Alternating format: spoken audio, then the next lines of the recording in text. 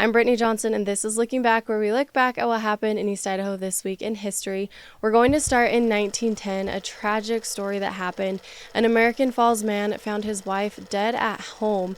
Dr. L.R. Drake, he left early in the morning, and when he came home that evening, he found his 1-year-old child asleep on the floor and his 2-year-old playing. He found his wife had died, though, in bed. There was a bottle of aconite on the kitchen table. Mrs. Drake, she hadn't been feeling well for a few days, and it was believed that she either took an overdose of aconite or took it by mistake. Her death was ruled accidental. She was 22 years old when she died, and she was buried in the Falls View Cemetery in American Falls. Moving to 1952, a local judge was going to drink 1 bottle of beer on an empty stomach to see if the drunkometer registered him as intoxicated. The Idaho State Journal said, in the interest of science, Judge R. Don Bisling was going to drink the beer and be a human guinea pig to settle an argument.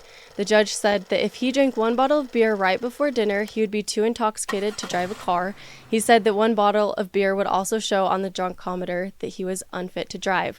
While Lieutenant Alfred Nago, a state police officer, he believed that the drunkometer would not show the judge was unfit to drive. Nago was invited to check the results once the judge followed through with drinking the beer. And lastly, in 1976, over 100 pronghorns were killed after a Union Pacific train struck them. The incident happened 15 miles west of American Falls.